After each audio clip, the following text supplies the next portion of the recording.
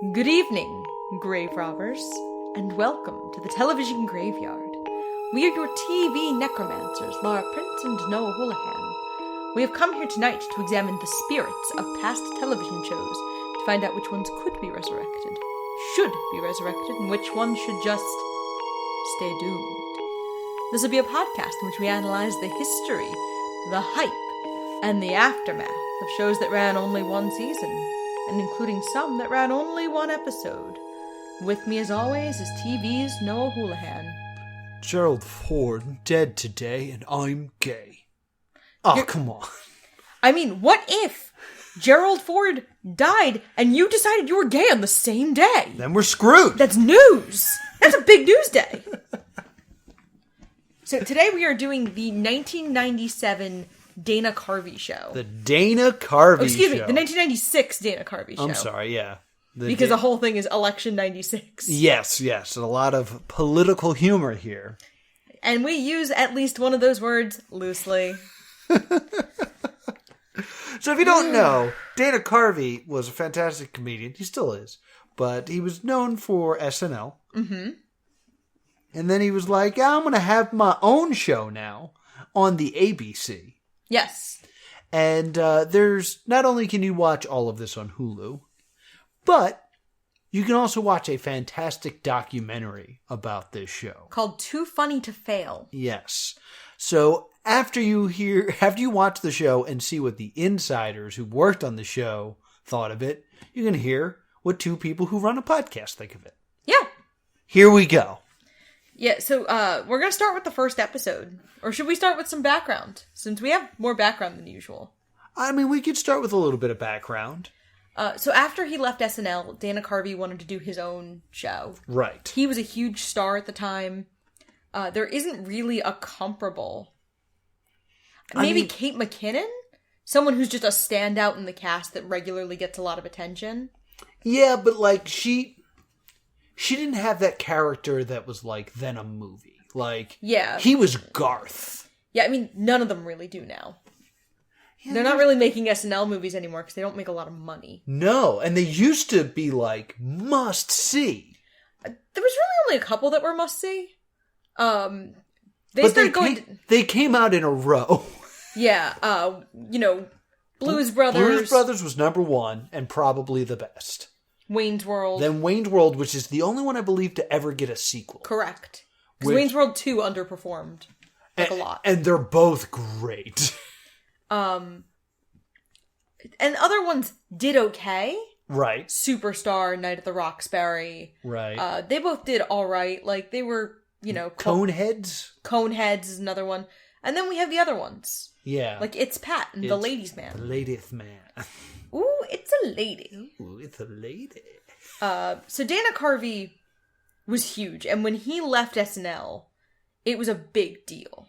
Yeah, it should also be noticed that, like, SNL was huge then. This was this was mid-90s, like, second golden age SNL. Yeah. So this is when you had Carvey and Phil Hartman, Myers, Norm Macdonald. I think Adam Sandler's kicking around here at this point. I believe you're right. David Spade, Chris Farley, I mean, this is...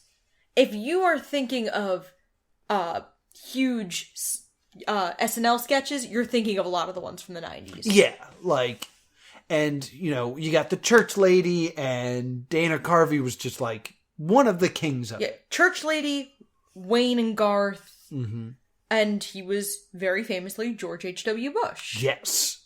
And he was very well known for that particular impersonation, which makes the first sketch of this super weird. Yeah, we opened the Dana Carvey show for the first time ever with Dana Carvey as Bill Clinton.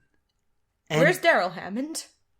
Where's Daryl Hammond? And there's always this time in SNL where if you go back and look, the person who's known for that impression isn't there yet. Yeah. And it's just a little strange. Yeah, they haven't quite gotten the hang of the impression yet. Yeah, because there's a time between Phil Hartman and Daryl Hannah playing Bill Clinton in the middle. I forget who it was, but like it's very jarring to see. You're like, wait, that's wrong. Yeah. I think somebody else played it was like when W as well for a little bit, and it was very strange. Yeah, and they had a hard time with Obama for a while. Yes, they had a really hard time with Obama. Because actually, now that I think about it, there was an SNL sketch where they all try to do Clinton. Mm-hmm. And they just all come in and they're just like doing their best, but no one can do a good Clinton impression except for Tim Meadows. And Tim Meadows nails it. He's like, I'm not getting this, am I? And they're like, no. I know, like, because Hillary Clinton's been in the news for decades. We've had multiple Hillarys over the years. Yes, we've had many Hillarys. Amy Poehler, Kate McKinnon. Mm-hmm. So, and if you're a long-standing political figure, this happens as well. Yes.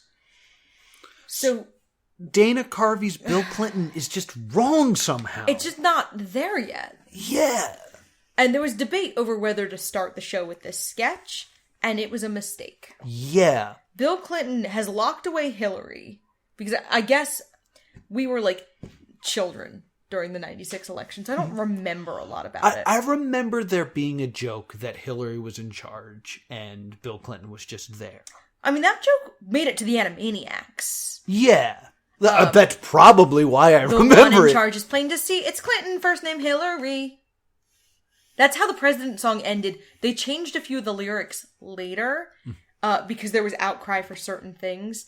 That's why in the old version it's John F. Kennedy, he gets shot, so Lyndon Johnson takes his spot. Right. And then in later recording it's JFK had Camelot and Lyndon Johnson takes his spot. Oh, wow, because they didn't want to talk about the assassination? Because there were people who were offended. Huh. And the President song, because I listened to it a lot when I was older, because it's how I passed U.S. History 2 in high school. Yeah. I memorized the whole song, and that's how I passed U.S. History 2. Yeah. Animaniacs got me through some tough times as well in school. United States, Canada, Mexico, Panama. I never needed to name every country, but... so in any case, we start with this Bill Clinton, and the impression's already wrong. And then he talks about how... Now, some of you may think this is cruel, but I'm not a cruel man. I'm the caring, nurturing president. And without Hillary, I can be both father and mother to our nation. And this isn't just talk. I've taken this a step further. With the employment of estrogen hormonal therapy, I have developed the ability to breastfeed. Let's just take a look here. Let me open up my shirt so you can see what I'm talking about. There it is. There, every little baby. There you go. And they bring in, like, kittens to, like... He has, like, 6 teats. And yeah, well, then it starts with him just having the 2, and then he reveals that he has more. So he can feed more kittens and puppies. And then he stands up and he has a duck's ass. Yep. And I screamed. And I don't mean like the hairstyle. Because there used to be a hairstyle in the 50s called a DA, a duck's ass. No, like literal, like Donald Duck in it. Yeah. And I screamed at this point, what is this? And 6 million people agreed with you because 6 million people turned off. And I don't blame them because, like, it's an assault on the senses. Yeah, it's a bad prosthetic. Yeah, like it's very uncomfortable. Everything about it is just like so confusing. And then it's just like, all right, now it is time for the Taco Bell Dana Carvey show. It's like, what? Taco Bell? He wanted to go to that old-timey variety show of having the sponsor in the name, which is cool, and it's a cool idea. He doesn't really pursue it that much in this one. Right. Every other one has a little bit more about the sponsor. Taco Bell, it's just the Taco Bell Dana Carvey show. Right. And then the opening sequence shows him as a baby, him as a child, him as a teenager, him now, him as an old man, and then his grave. Yeah. And I meant to like make a note of it, but I believe it says that his death year is 2027. 2049. 2049. Okay. Yeah, I actually did notice it too. It's somewhere like real far. He makes his own death date like real far in the Yeah, future. he didn't want to jinx himself. Like, I think I did some quick math and he would have been like in his 80s or 90s on his death day. So like, Yeah. I guess he was trying to get around the like scary, prescient, predicting your own death problem. Yeah, very true. Then it opens, and let's talk about this stage. It is a stage that's just blue carpet, and then there are shapes just hung everywhere. It kind of looks like a Taco Bell in the 90s. Kind of, I guess. And then there's like this orange piece that he stands behind that kind of opens so that he can start the show. Yeah. And him starting the show is like a Q&A with the audience? Yeah, it's like proto Chappelle Show and Key and Peele in comedian stands in front of audience talking. Yeah, you know what? That is a really good comparison. Except that Key and Peele have each other to play off. So they're kind of having a conversation that we're watching. And Chappelle is doing clear bits. Yeah. Chappelle is telling a joke that leads... Like, he's doing a stand-up bit that leads into a sketch. Also, Dana Carvey's just kind of talking. Yeah. Like, Key and Peele clearly also is written. Mm-hmm. And Chappelle's is clearly written. And basically what Dana Carvey does is he asks a question, and then no matter what or he asks for a question, and then the audience asks him a question, and then no matter what answer he should be given, he kind of just does an impression of someone. Yes, and that's going to be a thing I notice a lot during this show, is that he's a very good impressionist. Mm-hmm. But impressions are not jokes. But the sketches don't always land. He's kind of also introducing what the show is. He's saying it's racy prime time. The quote that I liked is... Hasn't been seen in prime time in many years. It's going to be what Johnny Carson would say, a little irreverent, a little wild. And we hope that the audience embraces it and is ready for this kind of thing. It's really, for my buddies at home that you guys, Rick and John, who my friends from high school have little kids now and can't stay up past like 9:30 or 10 o'clock. This show is for those sleepy little baby boomers who really want counterculture humor. Well, you've got it now, mister. Yeah. Now remember, the baby boomers at this point would have been about like 40, like mid-30s, early 40s at this point. Yeah. And like, it's wild, and like, it would fit well on like Adult Swim. Yeah. In like, it's kind of like, you laugh because you don't know what's going on.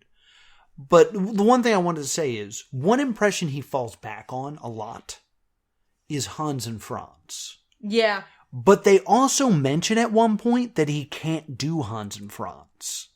So my theory is, if they can't write Hans and Franz, he could go out there and ask a question and then improv an Austrian guy that is not Hans and Franz. Yeah. But they can still get it in there.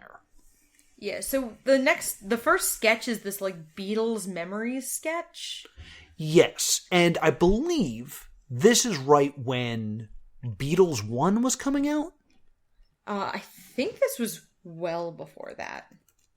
Because, well, I remember... Because I owned the Beatles 1 on CD, and I did not own CDs in 1996.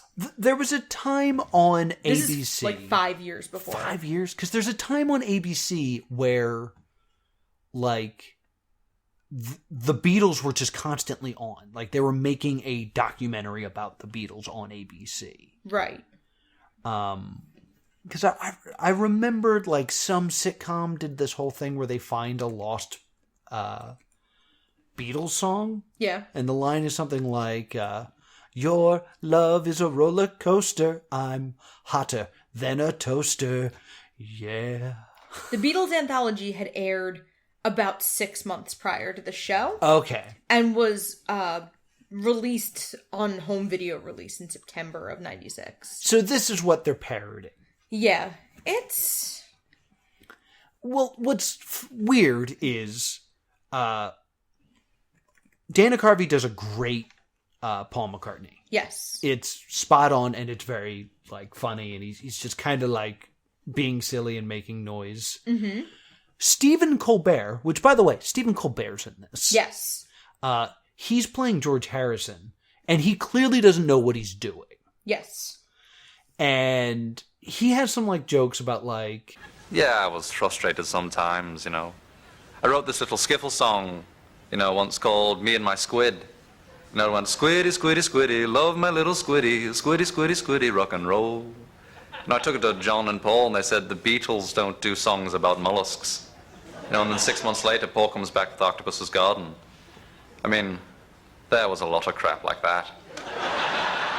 Which, if you're dweeb like me, you're like, that's factually inaccurate. Everyone knows Ringo wrote Octopus's Garden. Well, it's kind of a funny joke, but his impression of George Harrison is about as good as mine. Yeah. And then Ringo Starr is Ringo Starr. Yeah, which is a funny bit. Which is fun to see him, and, like, it gets big applause, and then it's never interesting again. This happens a bunch of times where people are doing impressions and then the real person shows up. Yeah. And it doesn't quite land. It's oddly jarring. There's another time coming up that's, like, for some reason very upsetting. But I'll call it out when it happens. And then we get the first Drive and Dash sketch. Yes. This sketch repeats so many times. Idiot pranksters. I hate this sketch. It's not very funny. It's them getting drive-through this time? Yeah, it's literally just the drive-through. Yeah, so they order food, they pay, and then they peel out before they get their food. Mm-hmm. And then Dana Carvey and Steve Carell, because, by the way... Steve Carell is in this show. Steve Carell is in this show. Steve Carell's just yelling like, we screwed him! We screwed him! We did it! We screwed him! and that's the bit. And get ready to see this sketch 5 more times. Yeah, and then we get Dateline 96. Right. Because we get there's a lot of election humor in this. There's a lot of topical political humor. Mm-hmm. So this ages pretty weirdly. Yes. Because if you're not an expert on mid-90s politics, a lot of these sketches are kind of boring. Well, like, it was definitely, like, interesting to be like, oh yeah, Bob Dole. He did used to say his own name a lot. And that was like a thing in my house. Bob Dole. Was Bob to Dole. Look at each other and go, I'm Bob Dole. Bob Dole, Bob Dole, Bob Dole. That was a big thing in my high school. My friend Zach would just say Bob Dole randomly. Which is weird, because by the time you were in high school, Bob Dole had long... This was 5 years ago. Well, 5 years later than... Sorry, I got caught in a time loop. By the time I was in high school, Bob Dole was the Viagra guy. I forgot about that. Yes. Oof. Steve Carell is Buchanan, which is kind of neat. Yeah, there's some fun stuff there. And he talks about, like, being a celebrity. But it's tough when it's topical, because, like, I don't know, like, it's a product of its time. We see Bill Clinton jogging over a green screen. This looks horrible. It looks... We always make fun of that one episode of The Office, because the green screen sucks really bad. Mm-hmm. This green screen makes that green screen look like Marvel Studios level CGI. Yeah, because let me set the scene for you guys. You see all of the president, yes, which is Dana Carvey, and 2 security guys. You see their full body as they jog in place. And then, like, the landscape of Washington, D.C. is, like, scrolling behind them projected on a green screen. The easy fix to that is you zoom in on them so you don't see their legs. Yeah. This way it doesn't, like, clearly not match what they're doing. You just have them run in place so they bounce up and down, and then it's like, oh, they're running. It's like with Muppets sometimes. Like, it was that kind of jarring and weird and uncanny of when, like, early Muppets running. Yeah, I get you. But, like, I want to really drive this home is... I'm nobody. I'm sitting here, jumped in on that too quick. Right. But I'm nobody. I stop it. I don't work in television. Sure don't. No, I don't. I should not be able to look at a show on ABC that ran in prime time with one of the biggest stars in the world at the time and go, you can fix that with a Zoom. Yeah.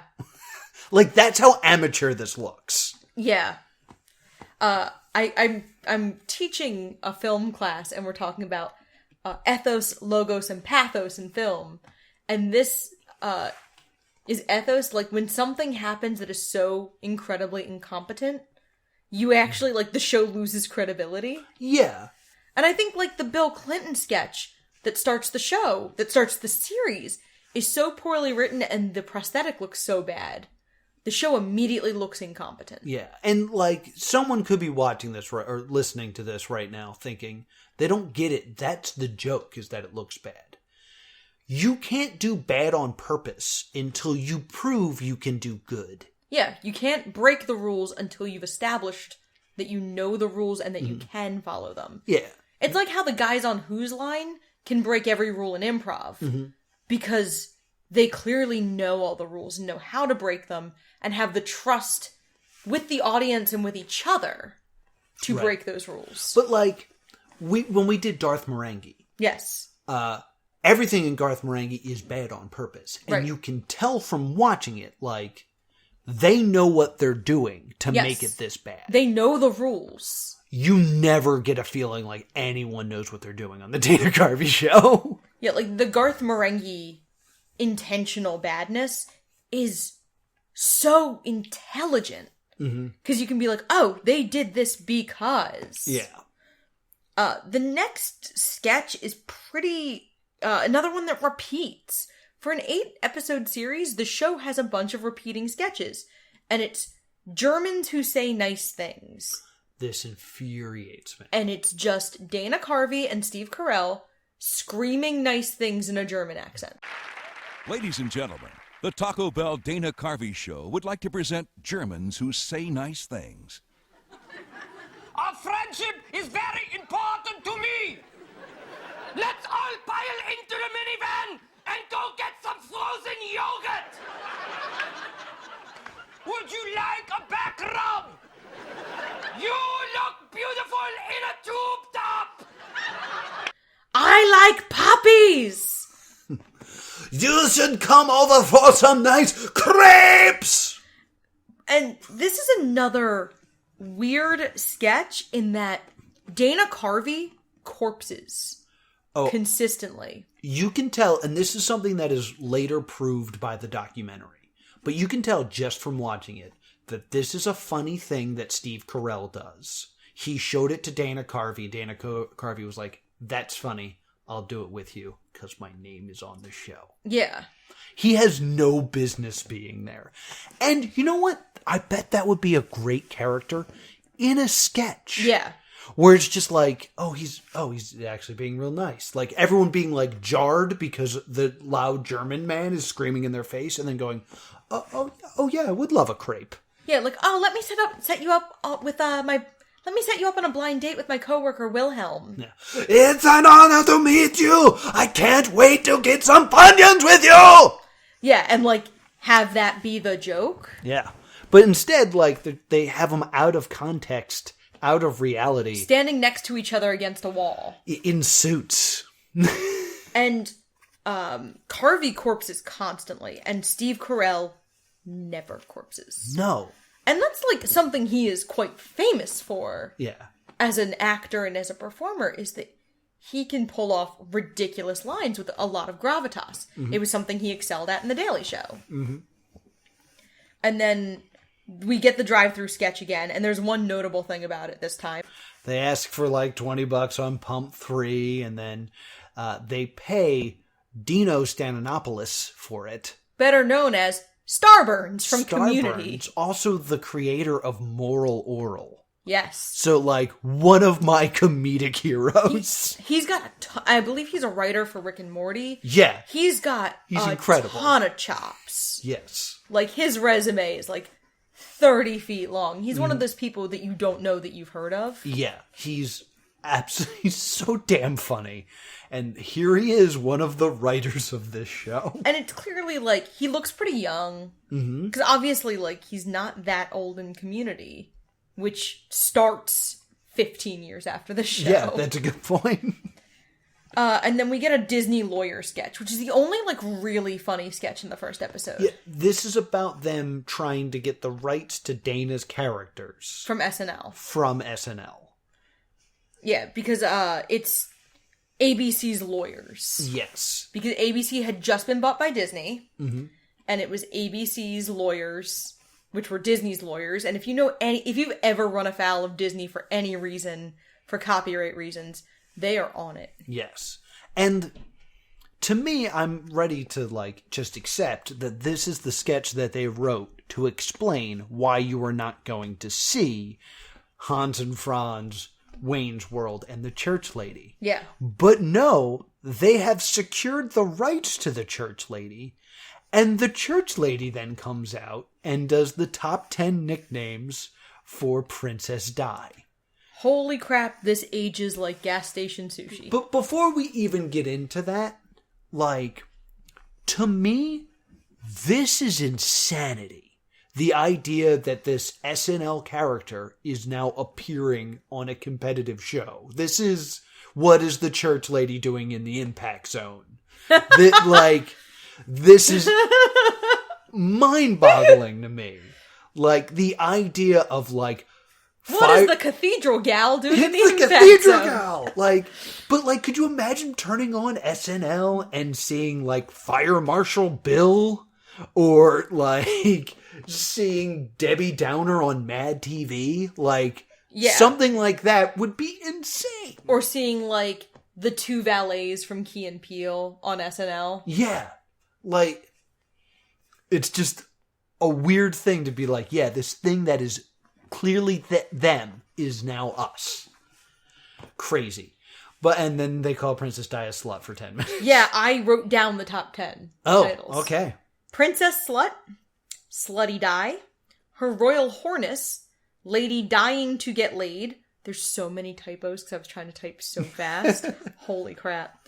The Slut, formerly known as Princess, the Princess of Wales and Moans, Queen Orgasmia, which, by the way, is not insulting at all.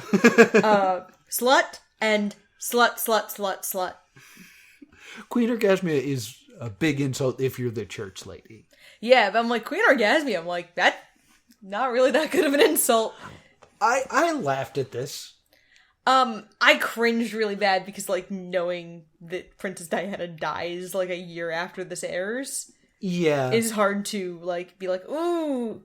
And she's someone whose death was a huge cultural moment. Yes. And Harry and Meghan are in the news right now. And how Princess Diana was treated by the royal families in the news a lot right now. Mm-hmm. So maybe if I watched this, like, last year, I wouldn't have it on my mind as much. Yeah. But, like, having it be like, Meghan Markle is leaving the royal family because they treated her about how badly they treated Diana. Mm-hmm. And being like, oh yeah, they were really wretched to her. Yeah, Princess Di was a big figure in the 90s. And, like, that's kind of a big deal considering it's foreign politics. Yeah. Like, I know Brexit's a big thing, but we used to just care what Princess Di was doing. The royal family has always enjoyed a certain amount of, like, interest. Yes. From Americans because we don't have a royal family. Mm-hmm. And until very recently, the office of president felt untouchable. Yeah. In a way, like... Yeah, remember? So that's the first episode. Yes. It's bad. I'm ready for a long haul at this point. Episode 2 kind of turns it around a little bit. It's a lot better. We are now doing... What's the sponsor? The Mug Root Beer Dana Carvey Show. This starts with a cold opening. It's Entertainment Headlines, which is a Don't Sue Us version of Entertainment Tonight. Yes. And it's it's Carell and Heather Morgan. Yes. Who's the only woman in the cast. They are talking about Marcia Clark and Chris Darden. Right. Who were part of the O.J. Simpson trial, like, going on dates. Yeah, this is also back when, like, O.J. was inescapable. Yes. This was, like, 95, 96, when the this was March 96, but this is when, like, the OJ trial was on constant news loop. Yes, this is back when Kato Caitlin was a key witness and not taking our jobs at conventions. Right? I want to fight Kato Caitlin. Can someone make that happen? I feel... Anyone? I would like to have a cage match with Kato Caitlin. Is that a weird... Kajo Caitlin? I would like to have a cage Kajo match with Cagelin. Laura. Kajo Cagelin. How much of this are you gonna cut out later? None. Yay! So the next thing we get is a pretty funny musical number from what I can only call the Mug Root Beer Dapper Dans. Yes. They look like the Dapper Dans from Disney World / Land. Yes. Who are this, like, barbershop quartet. They're very charming. Yes. And the song is about how Taco Bell won't be a sponsor anymore. And how Dana Carvey needs to behave himself this time. Yes. Or they will leave as well. Yeah, and it's pretty funny. Like, the song works. It's cute. And Dana Carvey says, "Welcome to our second show. I wonder if there'll be a third." Yeah, and then he does this weird thing where he's like, "Dogs' nipples, no. Dogs here, no bad." It's horrifically awkward. It's the network telling him you need to apologize for this sketch. Yeah. And that's what he does. Dogs here, no bad. Oh, okay. It's him, like, still trying to look edgy when he's being pulled back immediately on a second show. To me, it comes off as very childish. Yeah. Because when you're like, listen, you can't hit your sister. Hitting bad. It's like, yeah, don't hit your sister. No hit. Which is a great segue into their first sketch, which was the Baby Comedy Club. This made me laugh. It was a cute sketch that didn't fit with the show. But it's basically, what if babies had a comedy club? And it's just, like, kids making fart noises and other kids laughing? Well, I felt like it was kid versions of stand-up comedy tropes. Yeah. Of, like, the insult comic was a little kid going, "You're a doo-doo head!" And, like, the prop comic was, like, a kid playing with a toy. Yeah. So it was all of the, like, the edgy comic was, like, gossiping about the preschool playground. Mm-hmm. So it was comedy tropes, but played down with, like, little kids. Yeah. And then Howie Mandel is there. Yeah. For, like, blink and you miss it. Yes. Howie Mandel is there. And, like, this plays on the joke of, like, making fun of stand-up comedians. And also, if you are a boomer in your 40s, like, that's what kids laugh at. Yeah. So, like, to see them make fun of the fact that kids laugh at the word booger would hit the audience that they were aiming for. Yeah, I keep trying to think of, like, if I were my parents. Mm-hmm. Because this is aimed right about our parents. Yeah, if you had a kid that age, this is a great sketch. The next note I have is unfunny CNBC sketch. It's these Charles Grodin sketches. Yes. And this is the one where they take a break to show Bob Dole jogging? Is it? I believe it is. They're like, we'll be right back after we show this footage of Bob Dole jogging. And they show just Bob Dole jogging. And then they come back. Yeah.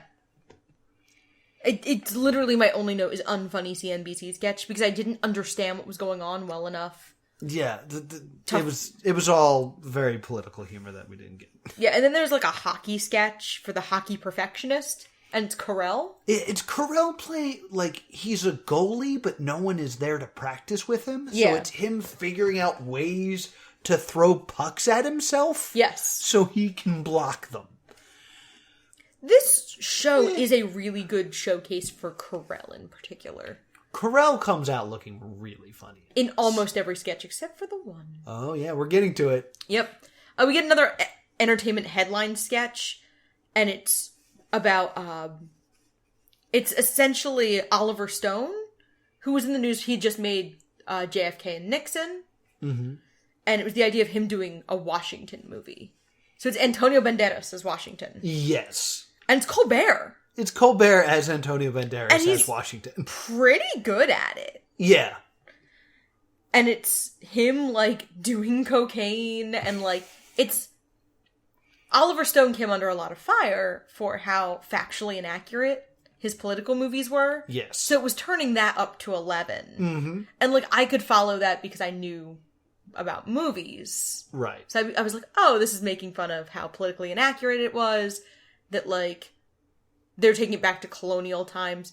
It's kind of funny because some of the ways they modernized it turn out to be Hamilton. Like, Banderas being Washington. I'm like, oh, this is kind of like a weird proto-Hamilton. Yes, indeed. And then we get something that you are not expecting. No. The ambiguously gay duo. Yeah. That started on this show. My first reaction was, wow, they got the church lady and the ambiguously gay duo. Little did I know that the cartoons started here. Yes. That's why it's Colbert and Carell. Because they were on the payroll, and Robert Smigel was also someone Dana Carvey had hired. Because there was a time where, like, I would stay up really late as a kid. Mm-hmm. Like, as a kid, I watched a lot of Letterman, which is weird. And I would watch SNL, and a lot of people who watched SNL would be like, I'm tired, but I'll stay up for Update, because they loved Weekend Update. I would always stay up for TV Funhouse. Because I love the ambiguously gay duo. Fun with Real Audio was another one that they did. And I can't think of another one. But I used to really like the cartoons. That was like a little early for me. I didn't start watching SNL first run until like middle school, which was like circa Will Ferrell. Yeah. I was watching these on like Comedy Central, and they cut a lot of the TV Funhouse sketches. Yeah, they had to cut a lot of those. Because they would cut down to an hour. But Comedy Central would later just start showing TV Funhouse. Yeah, had its own show that was Saturday TV Funhouse. Which, yep. Hey, maybe we'll do on this show. I think it only ran one season. Saturday TV Funhouse. TV Funhouse. Come back with my show. I think that was Lorne Michaels. Yep. 8 episodes, 1 season. Yeah, maybe we'll do TV's Funhouse. So, it's pretty funny. If you've seen an ambiguously gay duo short, you've seen them all. Yeah, they're all the same.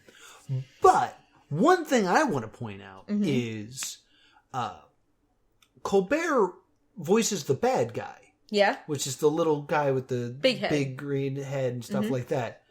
That's the same character from Birdman. He does the same like voice. The like, back off. Yeah. Nice trick you. So like to see that kind of starting have to roots develop here is interesting. The best thing about this show is watching people like Colbert and Carell cut their teeth. Yes. We get another Charles Grodin sketch. In my notes is literally, oh good, this again. Yeah. At one point they also show like Bob Dole says something like, I'm going to build a wall. Oh, that's in the previous episode. James Buchanan says that. James Buchanan. Pat Buchanan. Yes, I'm sorry. James Buchanan was a real president. Pat Buchanan makes a comment about building a wall. Which is very jarring to hear a show from 1996 say that. Ugh. Another Beatles memory sketch. Yeah, skip it. It's about like Paul McCartney eating a Snickers bar. Yeah, it's just a lot of stuff happening. Celebrity, bloopers, and dark sides, featuring Paul Hogan and Casey Kasem.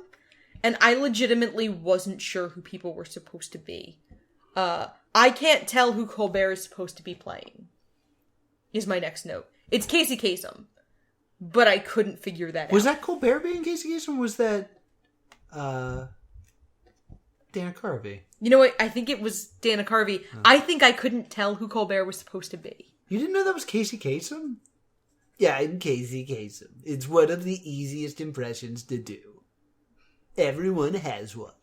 I'm Casey Kasem. Everyone had one in the 90s. The last time Casey Kasem was relevant.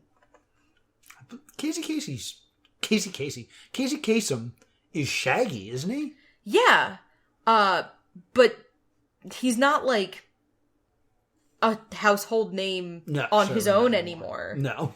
Like Casey Kasem and a little, like a 15-year-old would look at you blankly and you go, the original voice of Shaggy from Scooby-Doo, and they go, oh. Okay. And then they wouldn't care. And then they make a fart noise because that's what they think is funny. 15-year-olds? I'm bad at telling age. Spit in my mouth. I don't know why, but this time it bothers me. Oh, man, we are just loopy tonight. All right. Oh, God. My next note is, holy shit, this show is so bad. I'm clearly losing it in my notes, which is unusual. Well, it's very much an acid trip of the show. And it moves very quickly, and that's a very hard kind of show to take notes for. Right. Episode 3 starts with a cold open that I found pretty funny. And it was farm animals watching the Oscars. And then Braveheart wins Best Picture, and they're pissed. Which I laughed at because I remember going to an anti-Braveheart party to watch anti-Braveheart party to watch Babe, to cheer for it in the hopes that it would win Best Picture. So my neighbor held it. He's like, "We're gonna watch Babe," because it got nominated for an Oscar. And I showed up, and there was like pictures of Mel Gibson with lines through it. That's so stupid. Well, I don't know. It might have just been the paint on his face. But still, we were anti-Braveheart because we wanted Babe to win. That's so weird. Thank you. Okay. Well, the next one is the Mountain Dew. This is the Mountain Dew Dana Carvey show. This is weird because it's so backhanded. It's so anti-Mountain Dew, and when we found out from watching the documentary, is Mountain Dew is actually the sponsor here. Yes. And they sing a song about how there's nothing in Mountain Dew that's real. Yeah, like explaining the ingredients, and it's like, "Hi, I'm Yellow 5." Yeah, and it's like somebody's an atom because they're just citric acid. Yeah. It's very, very weird. And then they all jump into a can of Mountain Dew. And then the next sketch is Dana Carvey and another cast member, like one of the ones whose name I never quite caught. Right. Just discussing that it looks like fluorescent piss. Well, they never actually say that. They just have a glass and they're like, "What does that look like?" And the other guy like wants to say piss, but he knows he shouldn't because it's the sponsor. And Dana Carvey just keeps pushing him like, "No, what does that look like?" And he just eventually just goes, "Liquid sunshine?"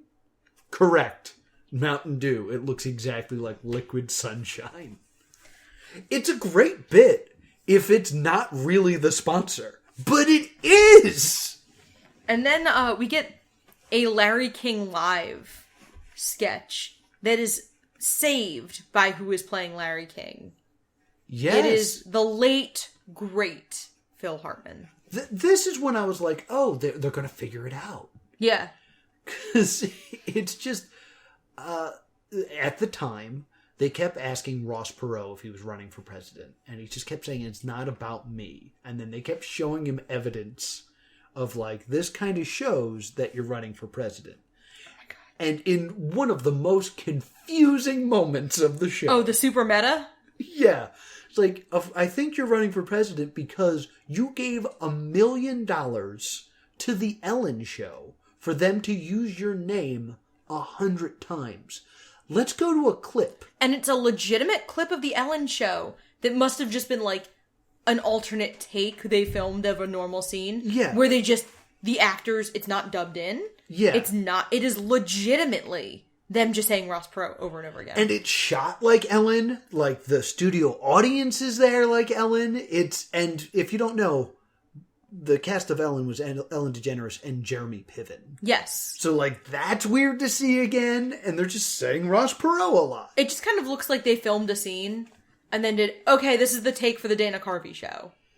Yeah. But like, Ellen used to come on at 10:30 on ABC. That late, huh? Yes. At least I remember it being that late. It might have aired earlier before she came out. Yeah. And then they pushed it back.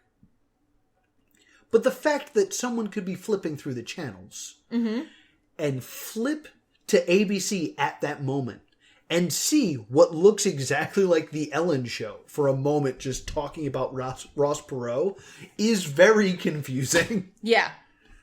And like, I know like, that's rare, but like as a network, you need to be thinking, hey, that might happen.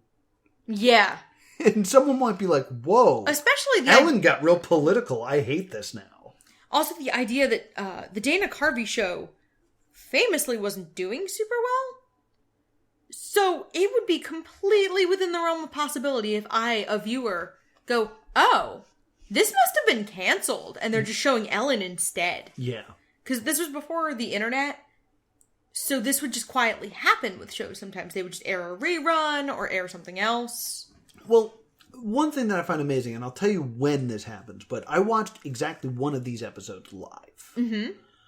And what's crazy to me is it aired after Home Improvement. And yes. I watched Home Improvement every week and have very little memory of the Dana Carvey show, despite the fact that I loved Dana Carvey.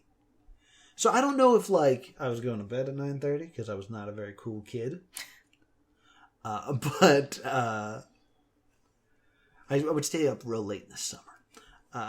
But I have no memory of the Dana Carvey show. It's very strange. Well, the Dana Carvey show ran only 6 weeks, and it ran at 9:30 on Tuesdays, right after Home Improvement, which ran at 9. Ellen was running at 8. Oh, my mistake. Wikipedia has every network television schedule from, like, all years. 8 on Tuesdays? Yes, Ellen aired 8 on Tuesdays. Huh, that's even more. Or no, Ellen aired 8 on Wednesdays, excuse me. Okay. Roseanne was running 8 o'clock on Tuesdays. Roseanne was still running at this point. Yeah. That's fact. Roseanne was a very popular show. I just didn't realize it was running that late. I think it still has a few more years in it. Oof. In any case, that was, what were we talking about? Mountain Dew? We were talking about the Ross Perot Ellen sketch. And, like, as time went on, like, Ross Perot would deny more and more things. Yes. To the point where he's like, well, so if you're not running, why are you here? Well, see, Larry, there you go again. Who says that I'm here? What do you mean? You're in this room. You're sitting right there. Sitting right where? I am not here. All right, we have a caller. Yes. Hello, Larry?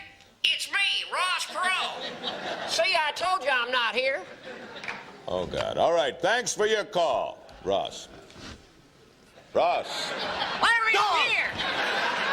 See, Larry, nothing is as it seems. All right, look. that was funny. And it was the only sketch that I felt like had an ending. Yeah.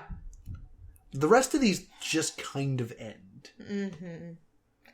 We gotta talk about the next sketch. Oh, ho, ho, ho. This is the sketch Steve Carell wishes he could bury under the ocean. Yes. Stephen Colbert calls this the most racist sketch ever put to tape. And then announces, remember, I played Gregory Peck. Yeah. It's Susan Sarandon and Gregory Peck presenting the Foreign Language Academy Award. Yes. And the whole point of it is every time they announce a nominee, the nominee behaves as though they had won. Yes. In a horrifically stereotypical, outright racist way. Yes. The nominees for Best Foreign Language Animated Short Subject are... From Pakistan, Saj Patel for... I win! I'm the winner! I'm the winner! No, you've just been nominated. I'm in the prize! I'm the winner! I'm the winner! Nominated. I'm sorry. Are you all right? All right. From South Korea, Ling O Park for... I win! I'm a winner! Ling. You know the Ling. because I winner! No, Ling. I superstar! I win! No, That's right. no. I want to thank Ching Chang, Ning Nong, Ling Dang, and Rex Harrison. Oh, he made the animals talk. Because it's a white person playing the character every time. Oh. And it just looks bad. It's just, I don't even know how to explain it. I don't even want to impersonate it. Oh, I'm not gonna be recorded impersonating any of that. I bet Steve Carell wishes he was not recorded impersonating. Yes. But it's very, if you've seen Mickey Rooney in Breakfast at Tiffany's, Steve Carell just does that. Yes. It's very bad. It's real bad. I will say. My last note for this show is, again, just the words holy shit. I will say Colbert's very funny in this sketch. Yeah, he's playing Gregory Peck. He's losing his patience. Because you know how they put up all the nominees in this picture by picture? Mm-hmm. He starts like having an argument with one. Yes. Which is fun. Mr. Peck! Shut up! Over here, look at you, I see you. You're not such a tough guy, look at you. You're not so tough when I'm over here. Shut up, sir. You can Shut your mouth. Oh, shut up, you. It's a good editing joke. But man, it's racist. I hope I found it and put it in. It's so... And this is like the mid-90s.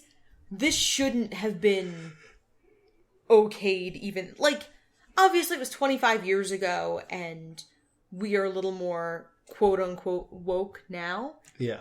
But this... I feel like this was racist for then, too. Yeah. Yeah. Like, this is kind of like when everyone in the 1900s went to Lovecraft and was like, dude, dial it back. Like, that's how this feels. Yeah. Alright. Episode 4. This is the Diet Mug Root Beer Yes. Dana Carvey show. And the beginning of this episode is horrible. Yeah. It's all of the Dapper Dans. These are like the same. They're the same every week. They're like the Dana Carvey dancers. Right. But they're in fat suits this time. Are they in fat suits or are they just fatter people? I thought it was I thought it was actors. the same dancers. No, I believe Okay. they're fat actors. Okay. It's still bad. Yeah. Singing about how they should have drank diet soda. Yeah. Because they're fat. Because there's a part where they go behind a giant thing of diet root beer.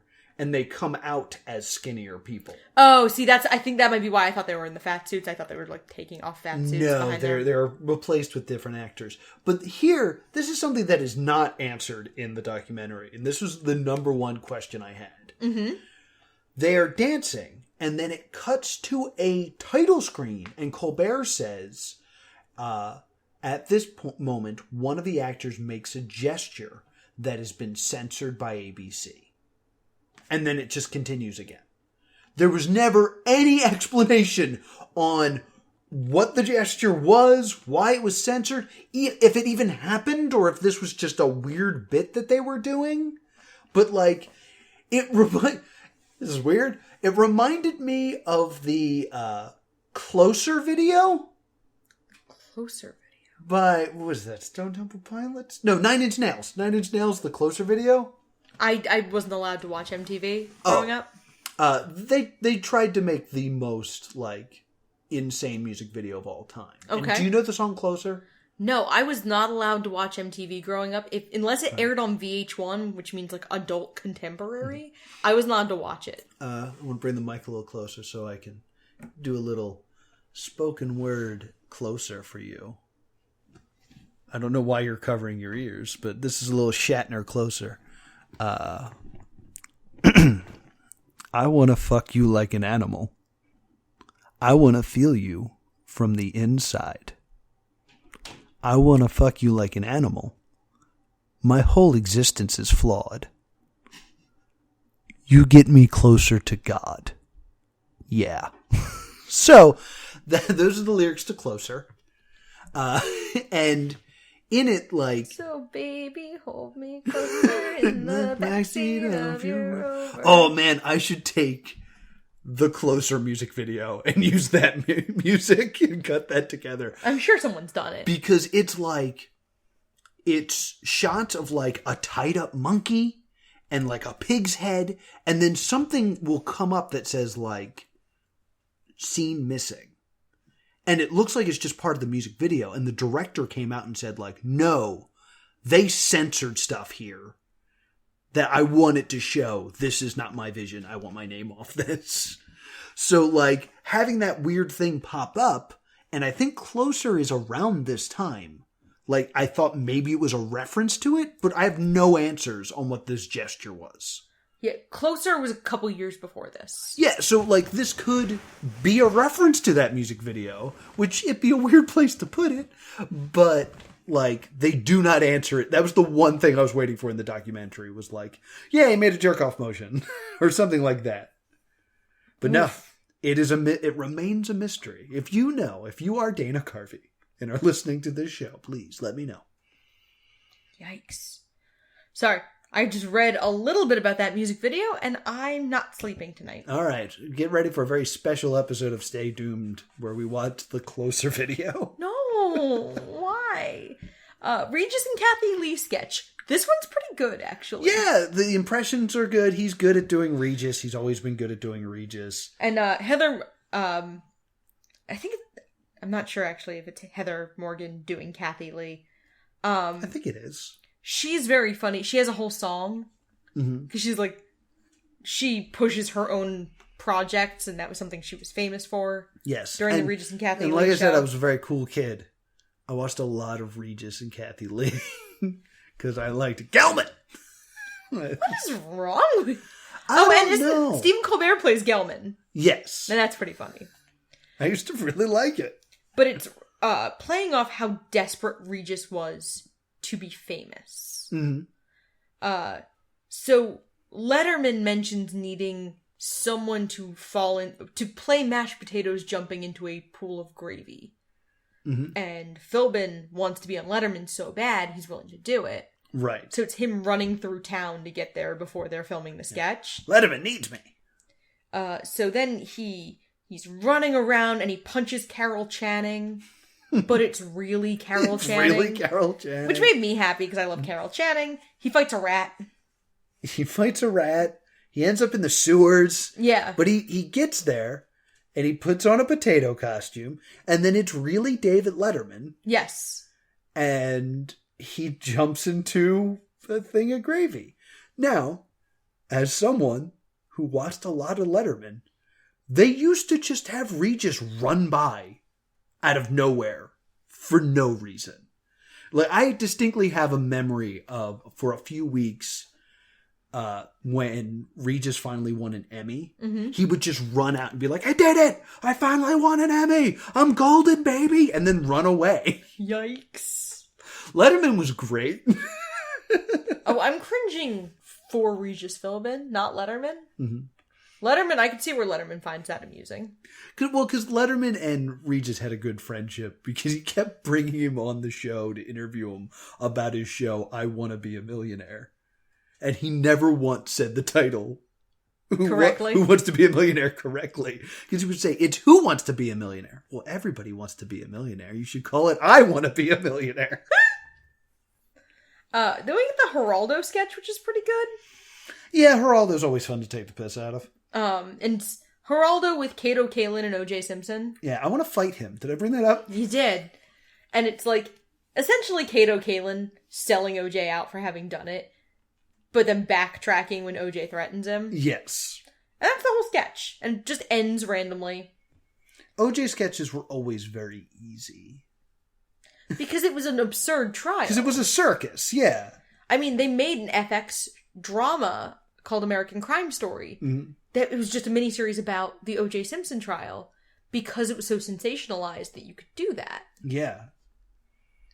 Germans Who Say Nice Things sketch. Not Again. much to say about it. Yeah, it's just that again. And then we have the National Publishers Association. And it's Howard Stern kind of like giving the address. Yes. Good Howard Stern impression here. Yeah, great Howard Stern impression. But this is the, what is this called? This dinner? It's the National Publishers Association. It's not the one you're thinking of. Oh, it is not. It's not the Correspondents' Dinner. I thought it was. It was, I think part of the joke was that it was a very mundane event. Okay. But Howard Stern comes in and just like rips Clinton apart, and Clinton just laughs because he likes getting roasted. And I want to bring this up. Yeah.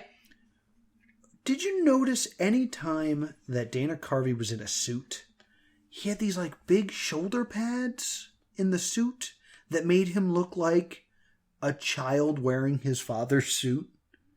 I did not notice that. They do it all the time. And Dana Carvey's not like a giant guy. No, he's pretty slight in build. But like, they kept trying to make him look bigger, but it just looked ridiculous always. Right. The man shouldn't wear a suit. He doesn't wear one well. So, it just devolves into Dana Carvey as Bill Clinton talking about how much he likes sex. Yeah. That's the whole last 3 minutes of this sketch. Hot take. It's so long, and he keeps going on about it. Like, ugh. I was actually, like, thinking about it the other day. It stayed with you, huh? Yeah, and, like, not in a good way. And then we get another Germans who say nice things sketch. Yes. It happens. Moving on. Yeah, we got freaking 4 more of these to do. The Pepsi Stuff Dana Carvey show. It's called the Pepsi Stuff. That's literally the name. Well, you remember Pepsi Stuff, right? No. Oh, they did a promotion where under each cap of Pepsi was a code. Or no, I think you had to mail them in because it was pre-internet. Yeah. And then you could use it to buy stuff. Oh, yeah. And he's like, I got a Pepsi football. But it starts with Jay Leno interviewing Tarantino. Yes. And it's so much B-roll. It's a lot of B-roll, and it devolves into them just making noises. Yeah. Because Quentin Tarantino is known for just... And Jay Leno is known for just going... And that was the one joke they wrote. Then they explode? Do they explode? Yes. They explode.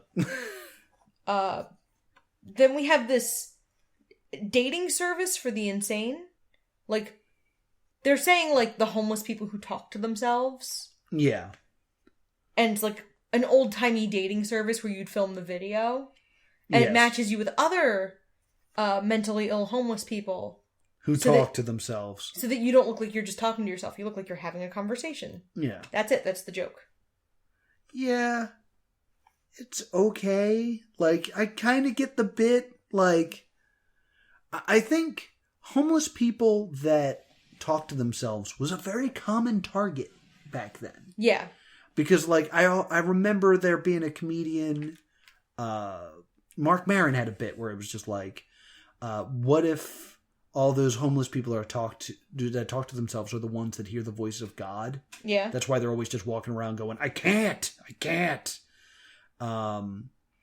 was a bunch of, like, jokes about, like, giving homeless people Bluetooths so they looked like they were just on the phone.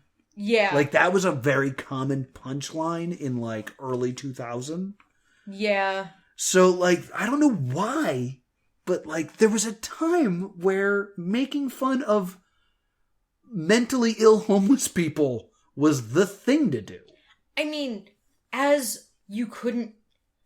We see this a lot even today, as it no longer becomes acceptable to make fun of a certain group. Mm-hmm. The jokes shift. Like, it's no longer okay to make racially based humor, so they were making mental illness based humor. Right. After you really couldn't do sexist humor, it became based on sexual orientation. Mm-hmm. When you couldn't really do it based on sexual orientation anymore, it became based on gender identity. Yeah. So, it's this, like, you know, comedy writers who are not lazy comedy writers. Yeah, I mean, like, the whole, like... need an quote-quote acceptable target. And at that time, mentally ill homeless people were deemed an acceptable target because there weren't strong advocates for them at that time. Mm-hmm. Very true. This is like every marginalized group gets made fun of in comedy until somebody's like, you gotta stop that. Mm-hmm.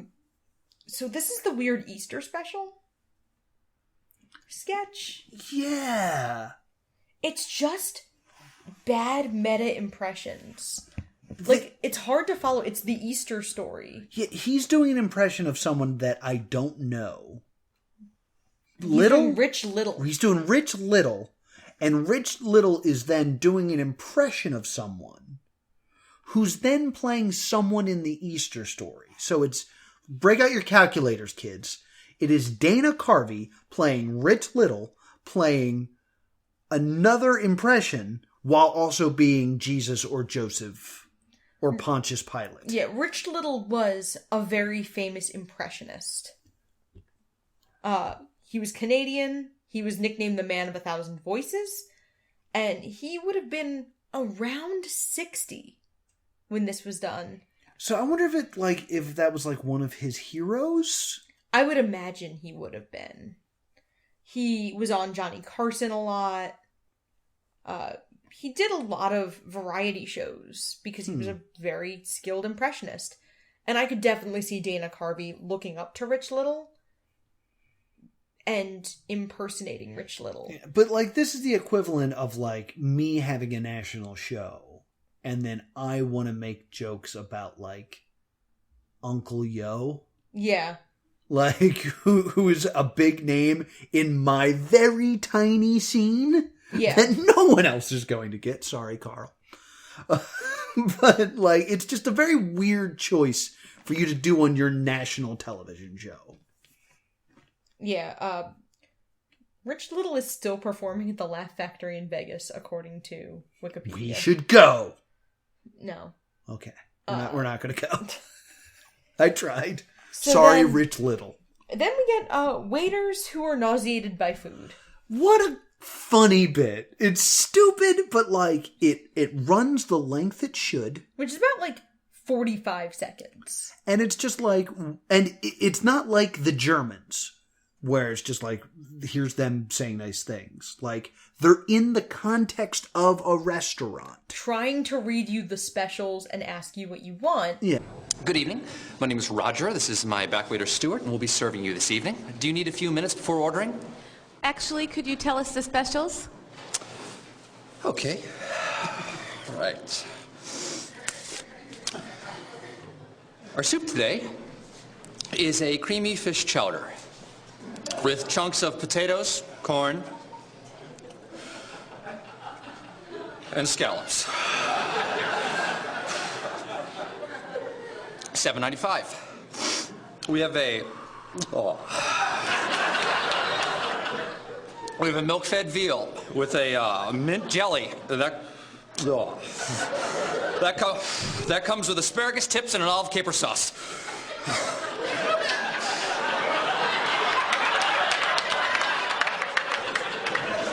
$17.95. Today's seafood is flounder. It's sautéed in a spicy butter sauce and served on a bed of steamed leeks. We also have a Cobb salad with a warm bacon cream dressing. And Colbert and Carell act differently. It's Colbert and Carell. Yes. And they act differently enough from each other.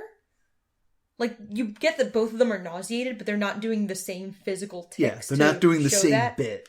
Like, you know, Carell's putting his head down while Colbert's, like, dry heaving. Yeah. And because they're doing different physical things, the sketch works better. Yeah, it's... Unlike Germans who yell nice things, where they're doing the same physicality. Yeah. Harvey is kind of just doing Carell's bit. Mm-hmm. It's a shame.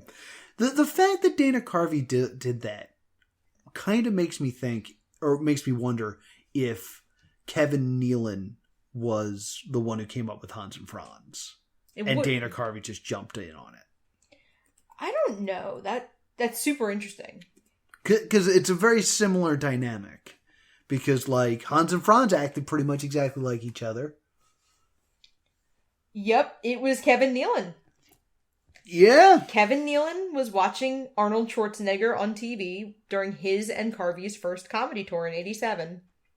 I'm sorry I keep taking the piss out of Dana Carvey here, because I actually do really like him. But... I like Dana Carvey, but I have words in the conclusion. Then we get this Prince Charles musical number. I have nothing to say because I don't get it. It's essentially a Beatles parody about having Princess Diana killed. Yeah. About beheading Princess Diana, because Henry VIII was able to, one, factual errors. He did not behead certain wives. He only beheaded 2. Yes. But he was like, oh, he beheaded 4 wives. And I was like... Nope, that's not what Hysteria told me. I mean, there's a very famous nursery rhyme, divorced, beheaded, died, divorced, beheaded, survived, that I've known since I was like 8. Yes, I learned it from Hysteria. Yeah, and now there's a whole Broadway musical based on that nursery rhyme. I'm not joking. 6. I believe you. 6 starts with like a cell block tango-esque. Divorced, beheaded, died. Like that. So now, like, that's just what I'm thinking about in my daily life. It's not funny. It reminds me of when someone is trying to imitate Monty Python, but they don't have what Monty Python... That's a lot of what this feels like, is that they want to be Python and they're not. Yeah, Python is so difficult. Because, like, if you explain a Monty Python sketch to somebody, it's not very funny. Yeah. What's the least funny thing you can think of? Is it a teenager quoting Monty Python at you? Yeah.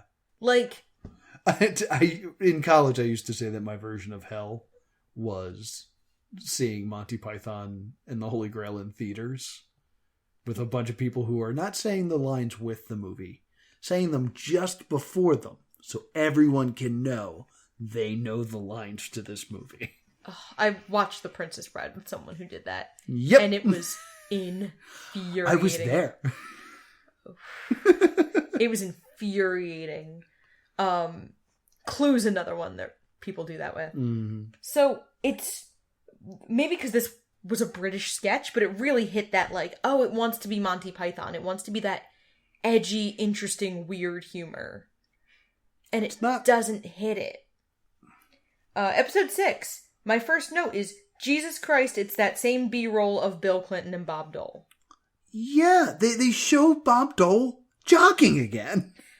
This episode 6, which is the Szechuan Dynasty episode, which is a Manhattan Chinese restaurant that they would, like, order food from. Yeah, because they couldn't actually get a sponsor. And this makes me think that they are broke. Yeah. At this point, because this one feels really low budget. And they are, but for some reason, the set entirely changes. Yes. That Dana Carvey comes out on. No idea why. Colbert, we missed a sketch somewhere about the easy-to-take 11 o'clock news. Oh, I did like the easy to take. I think that might be episode 2. Yeah, it was like 3 episodes back. Because, like, and it was in response to the network coming down on them, where they're like, oh, fine, we'll just make everything nice. And it's them just, like, saying the news very nicely while they pet a pony. Yeah, and it's actually pretty funny. It's pretty funny, but, like... We get that you're trying to be, like, counterculture. Yeah. We get it. But, like, when you turn around and give the company you work for the finger, eventually you're not going to work there anymore. Yeah, biting the hand humor, you have to be pretty subtle about it. Mm-hmm. Like, Community pulls it off really well.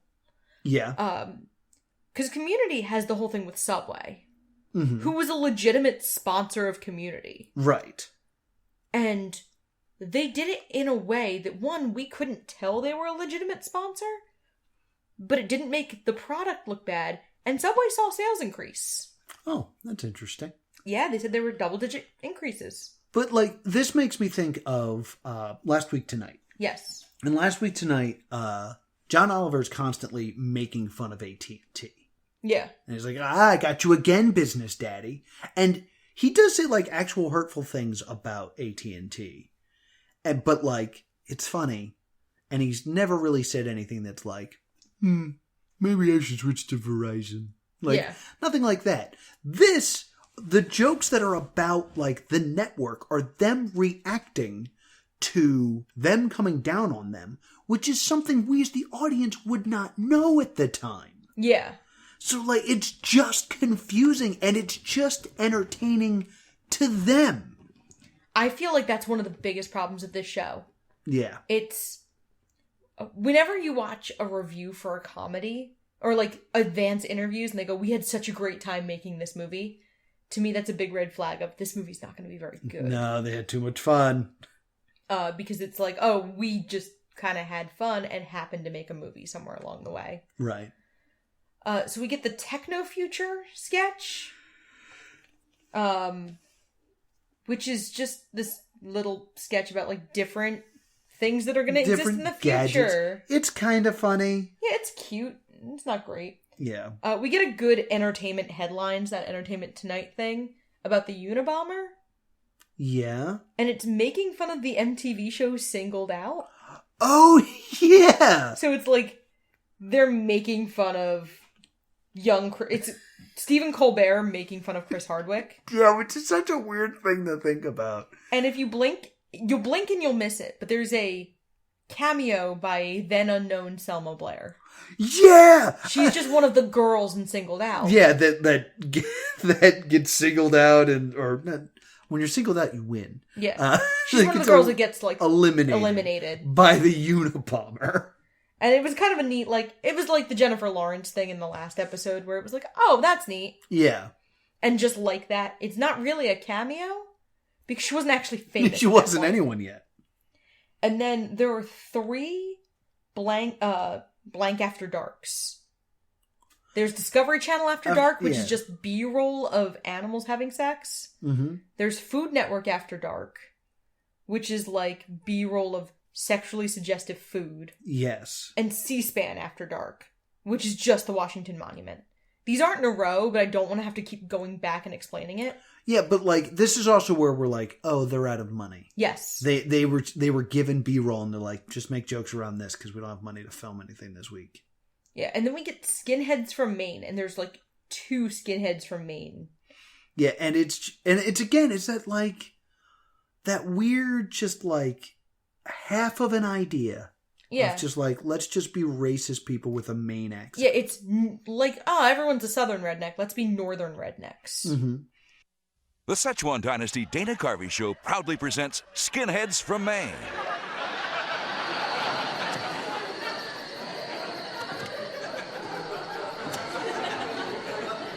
Nice breeze tonight. Yeah. Never cared much for the Negroes. Nah, me neither. Are you going to the synagogue tomorrow? Yeah. Picked out a nice rock, gonna throw it out a window. Yeah. And like the Maine accent, it's kind of funny. Yeah. Yeah. But it's racist things said in a Maine accent is not enough. Yeah, it's not a joke. Not a joke. Not a joke. Yeah. It's just like, oh, that's amusing. Oh, and we forgot this when they first did this sketch. Grandma the Clown. Ugh, I don't Grandma want to the Clown is very Adult Swimmy in the worst possible way. Yes. It's unnecessarily dark and nihilistic in a way that super doesn't work in a sketch comedy show. Yeah, and like, none of the cast is in it.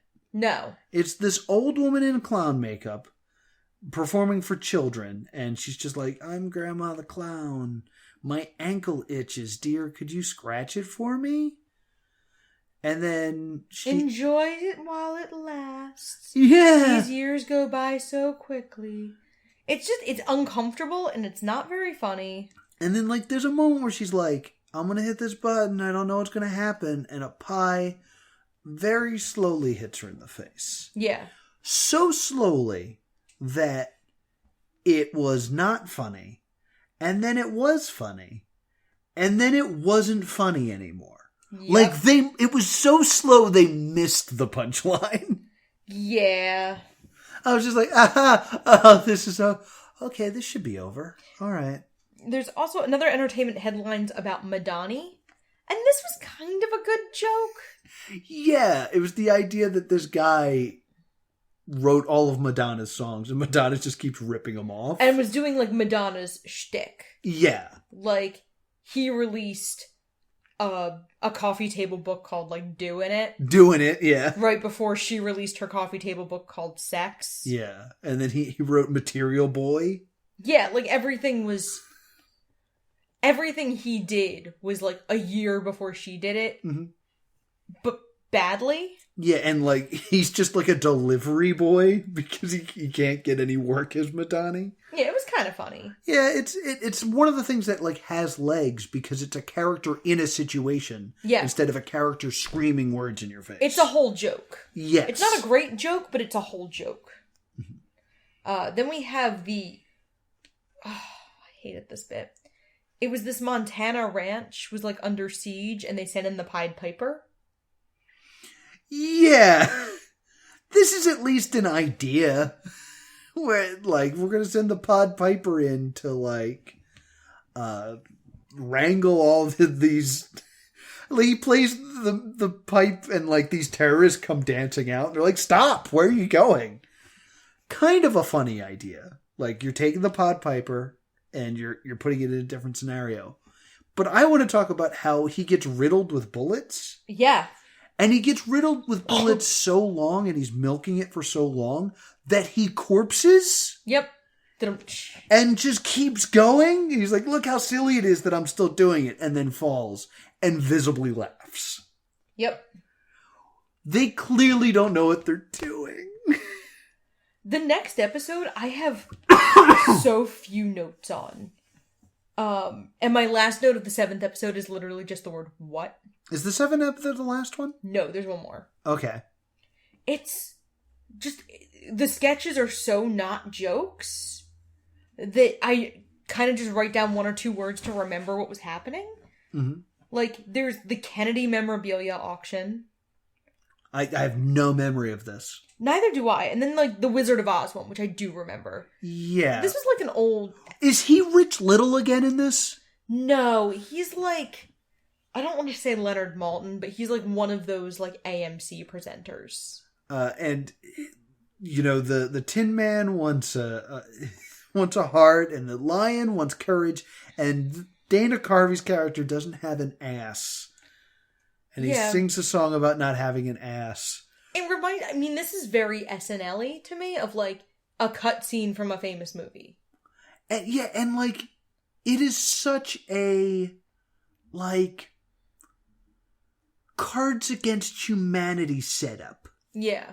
Like this idea of if like... I only had a...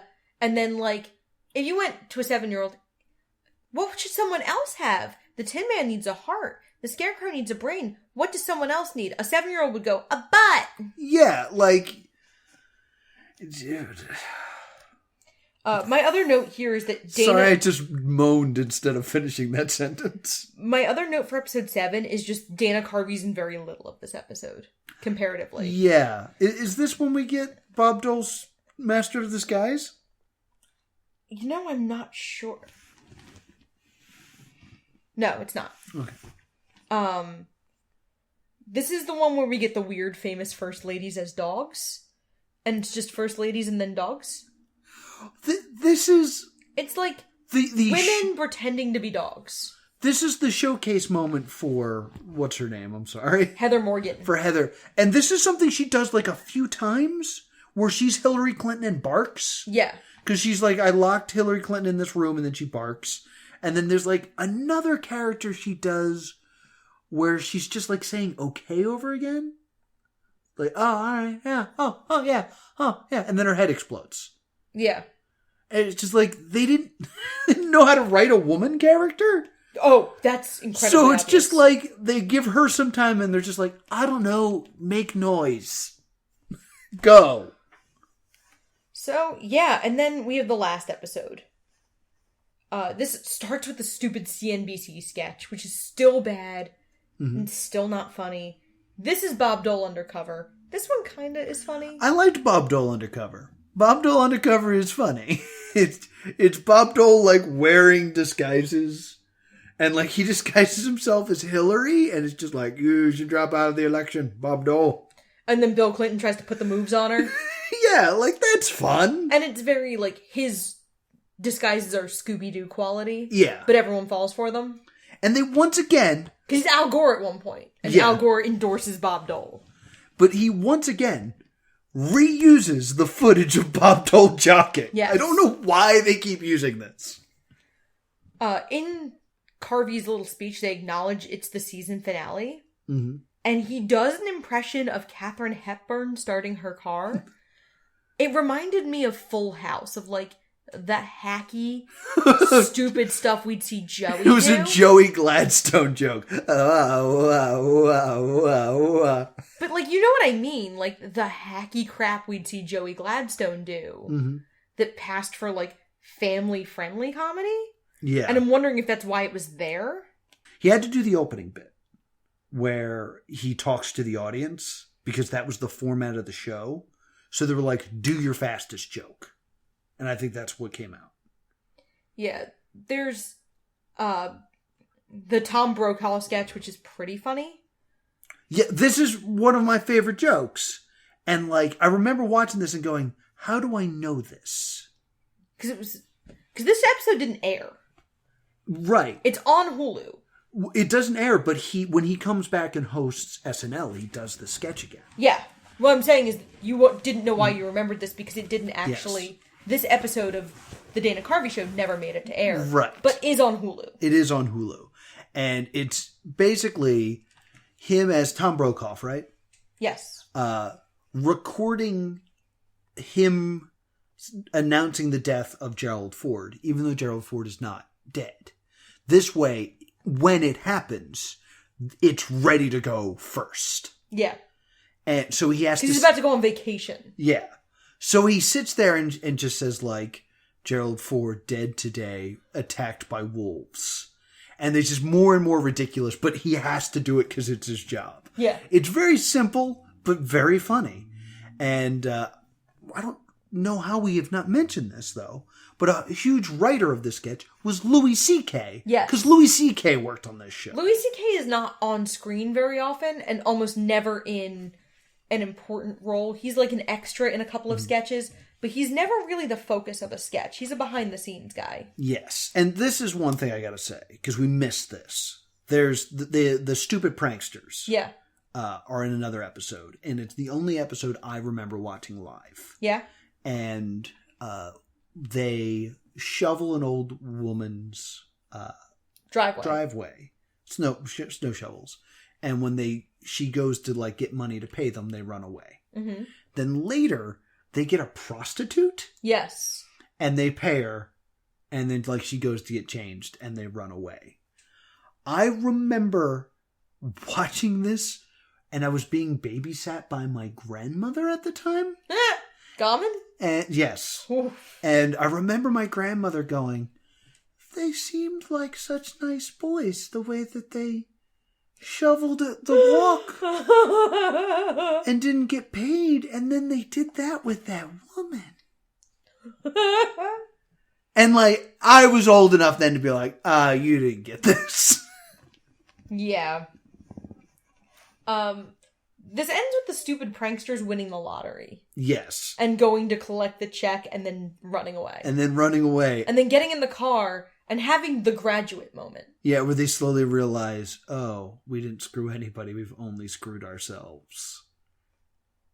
And the car drives away slowly. And they mention how fitting of an ending that is to the Dana Carvey show. Because that's the end of the show. They're like, oh. This show is rough. It's really rough. It feels like a bunch of guys writing sketches that entertain them and don't quite get how, like, and these are people who are UCB trained, Second City trained, SNL trained, who logically should know how to write a sketch. Yeah, but like, to me, it's, we got the job, so the rest of this is a victory lap. Yeah, and it's interesting when you watch Too Funny to Fail. They definitely throw a lot of blame on Louie C.K. Yes. Because it ran... Too Funny to Fail aired in 2017 when Louie C.K. was no longer popular. Yeah. So they let him take the brunt of it. And they don't have any interviews with him either. Mm-hmm. Everything that Louie C.K. addresses is like stock footage of interviews. Mm-hmm. So they kind of blame the Bill Clinton one running first on him. Yeah. And like, honestly, if it had not run first, I could see this doing better. Yeah. The documentary says that like towards the end, the critics like turn a corner on it, which I almost don't believe. I think one or two might have turned a corner on it, and they put it in the documentary to make themselves look good. It's super interesting when they have the critic who turned the corner on it. Mm-hmm. The critic who turned the corner on it does so after an incredibly harassing letter from a white male fan. Yes. Who is in the documentary. Which is so... Like, I always think of that kind of nerd rage as such a recent phenomenon. Yeah. No, it was always I'm like, there. oh, that fan entitlement has always existed. It was just on a smaller and less It's vocal just scale. easier now to tweet than it is to write a letter. And because there are essentially content mills, Mm. they're so much more vocal and they're given so much more of a platform. Mm-hmm. Because, you know, the AV Club's got to write 40 articles a day. If someone's mad about Star Wars, they're going to get at least 2-3 articles out of that. Yeah. So the other thing that's in the documentary that I think we need to bring up is when they show them the home improvement commercial. Yeah. Because there's a commercial for home improvement. ABC Tuesday, a parent's worst fear, losing a child. I don't want to die, Dad. You never know whose family it will happen to. An episode so powerful, it hits home. We'll beat this thing, no matter what it is, you know? I'm not letting anything happen to you. A special home improvement followed by the Diet Mug Root Beer Dana Carvey Show.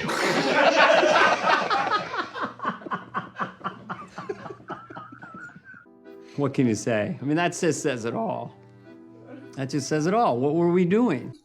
And, like, they show a print ad for the show where it's, like, Tim Allen mugging for the camera. Mm-hmm. And then it's Dana Carvey and Kermit the Frog. Because this was the year Muppets Tonight ran. Yes. Muppets Tonight ran only one season. Ran 2 seasons. Ran one season on ABC. Yes, and then it ran another season, which would be 2 Double seasons. doomed. The documentary also has Bill Hader, who is like a well-known... Because he's a big fan of the show, he kind of has the voice of, like, the fandom. Which I thought was interesting. Yeah.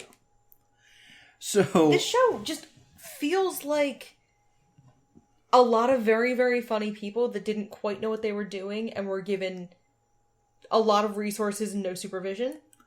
I feel like we watched the Netflix Fyre Fest documentary, but not the Hulu one. Yeah, like, this is the one that's made by the people who made the show. So, of course, they're going to put themselves in a good light. Like, I bet you if you made it just through the eyes of, like, the network, there'd be stories of, like, yeah, we walked in and they were just all doing cocaine. Like, that's clearly a part of this story that's getting left out. You know, like, I'd love to talk to, like, a production manager. Mm-hmm. Like, somebody who had to, like, work on, you know, the executive who had to sit Dana Carvey down and be like, hey, bro. Yeah. The camera guy that had to deal with the fact that Dana Carvey ran into the audience unplanned to do a drum set. Any of the, like, Dapper Dan-esque dancers who probably had a very different experience. The censor. Yeah, like... like, that's... Hulu, you tried, but Netflix needs to make their own version now. Yeah, it was a really interesting... Called Rough Chuckles. The Dana Carvey catastrophe. Yeah, like, it was an interesting show. But Dana Carvey feels like an impressionist and not a truly great comedian. Yeah. Like, it feels like he does really, really well with other people's material that they write for him. But, like, he needs more supervision. Yeah, like, the show needed Lorne Michaels. Like, when we do the stand-up panel at conventions, one of the things we say are, impressions are not jokes. Yeah. We're not saying don't do impressions, but nobody wants to see you get on stage and go, hey, do you want to see my Donald Trump impression?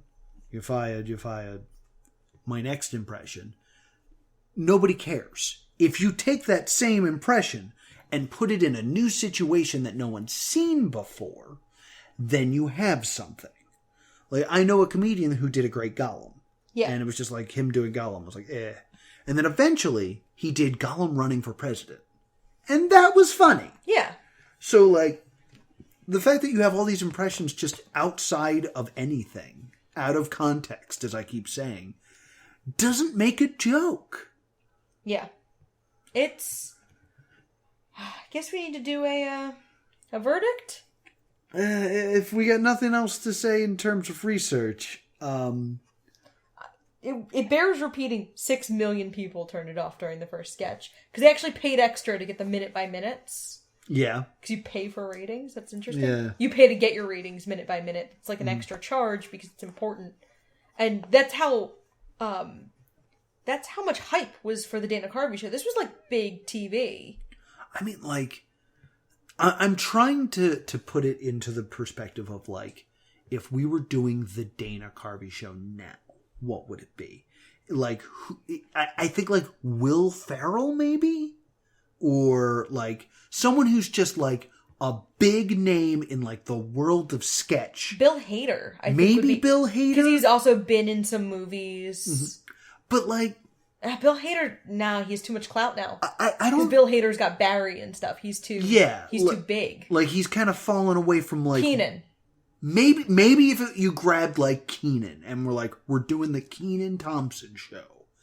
And you just put all this stock on him and, like, he ended up, like, you know, he has Colbert and Carell who are nobodies. He's got at this time some crazy, crazy talented up-and-comers. We can't give you examples of them because no one knows who they are. Yeah. This is their first job. But, like, yeah, the idea of just taking someone who's known so well for doing that one thing, and then you put it on, like, the spotlight right on them, and for them just to eat it is insanity. Yeah, it's really crazy to think about.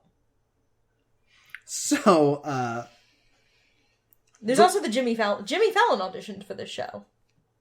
Oh, yeah. As the only person who would have corpsed more than Dana Carvey. Would have made him Louie C.K. blocked him from getting hired because Jimmy too Fallon handsome. was too handsome, and the female production staff apparently was all aboard the Jimmy Fallon hype train, and Louie C.K. was jealous that he was good looking, which they make it a point to show that interview because they're trying.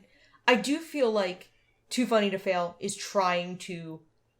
They don't go real far with it, but Louie C.K. is the reason the show failed. Yeah. I feel like There's also this agenda of, like, they know that they made mistakes and they kind of, like, laugh that off, like, what were we thinking and stuff like that. But there's this underlining message of, like, had you given us enough time, we would have fixed it. Like, we would have righted the ship. Yeah. They canceled us too soon. And I don't believe you. No, I feel like... they were a little, like, Dana Carvey was a little spoiled. When they show, they're setting up, in the documentary, Too Funny to Fail, they set up how successful Dana Carvey has been up to this point. Mm-hmm. And you kind of get the impression that Dana Carvey has never failed. Yeah. And that, like, his career has just been easy. Mm-hmm. And I'm not sure that that's the truth, but that's the narrative the documentary presents, is that everything has come easily for Dana Carvey, including stardom. Yeah. So he's kind of a big deal. Bill Hader says in the documentary, you know, when I left SNL, it was a tweet.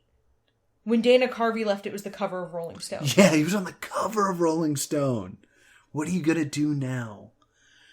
And it's... The end, like, towards the end of the documentary, it's Colbert saying, I think the best episode was episode 8, and they didn't air it. Which kind of implies, like, we got better over time. Mm-hmm. We had figured it out by 8, and if they had aired 8, people would have wanted 9. And I do not believe you, Mr. Colbert. I don't think 8 was good enough. I think 8 was a comparatively decent episode, but it was one of the better episodes in a field of crap. Yeah. Like, you fed me a big plate of shit with that Clinton duck thing, and then you gave me a milkshake, and the milkshake was pretty good, but it didn't wash that shit out of my mouth. Perfect metaphor. Nailed it, Noah. Yeah, the show is... That was a self-high five. It sure was. The show is just self-indulgent. You get the impression that it's someone who has never failed, and... when he's called out, kind of throws his toys out of the pram a little bit. Yeah. It's just not great. Like, I know that I'm, not a seasoned sketch writer, but I think I've improvised scenes that have more of an ending than this does. So in closing, I I will say that, like, I always say that a movie cannot fail if it is what it promised. This promised to be a sketch comedy show, and it's not quite a sketch comedy show. It is not the thing it promised enough. Like, an impression is not a sketch. Yeah. Just because you're impersonating that thing doesn't mean it's a thing. So, Dana Carvey, no. You are not turtly enough to be part of the Turtle Club. This is a stay doomed. Yeah, my expectations of this were pretty high. I thought this was going to be the next best show after Clone High, because just the pedigree of the show is incredible. It launches Colbert and Carell, and it's Dana Carvey, who I quite enjoy on SNL. I love Dana Carvey. This is a hard stay doomed. Yeah. Like, I think what they would have had to do to right the ship, they may as well have just demoted Dana Carvey on his own show and called it something else and actually made it an ensemble cast. Yeah. So hard stay doomed. It's hard stay doomed. What are we watching next week, Laura? We are watching Legends of Wrestling. Yes. We hadn't done a wrestling one in a while, and we wanted something kind of different than we've been doing, and we got Razzie Month coming up very, very, very soon. Yeah, Legends of Wrestling is going to be our last show before Razzie Month. Yeah, because the Razzie nominations are coming out February 8th. Yeah, so Legends of Wrestling is an alternative one-night pay-per-view where they took the Legends of Wrestling and see if they still had it to compete against Vince and the big boys, and they don't. It's also a series of video games. Yes, it is, and those are pretty good. But if you want to watch before you listen, and if you have something you'd like to say about Legends of Wrestling, check the links below, watch it, and go ahead and send us an email at thestaydoomedshow@gmail.com or on Facebook and Twitter @staydoomed. If you are an adolescent child who thinks escalating ding-dong dashes are funny, don't at me. But I'm at Priorities. And if you can get me a fight with Kato Caitlin, I'm at TV's Noah. Until next time, stay doomed.